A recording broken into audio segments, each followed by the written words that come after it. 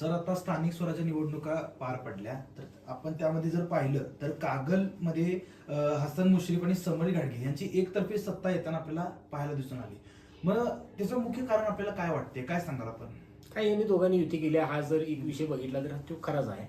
कर्नाटकातील मतदार हे महाराष्ट्रात सुद्धा का नाही नोंदणी केलेले आहेत. उदाहरण तुम्हाला सांगायचं झालं तर कोगनुळी, निप्पाणी, सदलगा, त्यानंतर चिक्कोडी जवळचं आलास म्हणून गाव आहे ते, संकेश्वर, त्याच्यानंतर बघायला तर हत्तरगी, आडी, बेनाडी, त्यानंतर अप्पाचीवाडी, इकडे बघायला तर सौंदलगे, त्यानंतर आपलं मत्तिवडे, ही जी गावं आहेत ह्या गावातली बऱ्यापैकी ही गावं जर बघितली ती सगळी कर्नाटकातली गावं आहेत.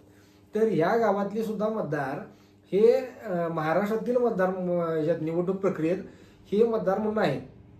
आणि कर्नाटकचे आणि महाराष्ट्रातील इलेक्शन हे वेगवेगळ्या वेळी होतं. त्यामुळे ह्या कर्नाटकातील मतदारांच्या जीवावर निवडून येणे म्हणजे काय खूप मोठा आहे, तीर मारला आहे अशातला काय भाग नाही. आणि ह्याची सुद्धा हे जर कोणाला पाहिजे असेल तर याची सुद्धा माझ्याकडे पुरावे आहेत. त्यांनी येऊन मला भेटावं, त्याला मी हे सगळं दाखवतो, काय अडचण नाही.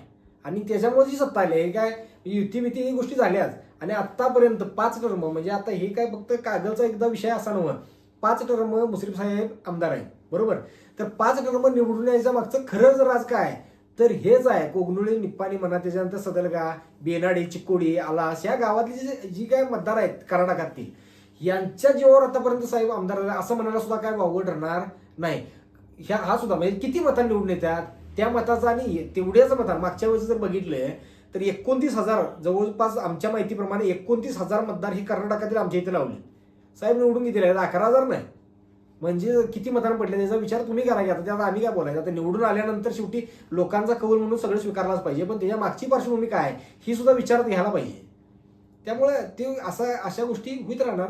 आणि अशातनं समजा जर गुलाल जर मिळवायचं असेल तर ती शेवटी मिळवणार, त्याला काय भाग नाही. आणि या संदर्भात सुद्धा आम्ही म्हणजे सगळ्याच पक्षांनी म्हणजे एकच म्हणत नाही, सगळ्या पक्षांनी याच्यावर ठोस भूमिका घ्यायला पाहिजे.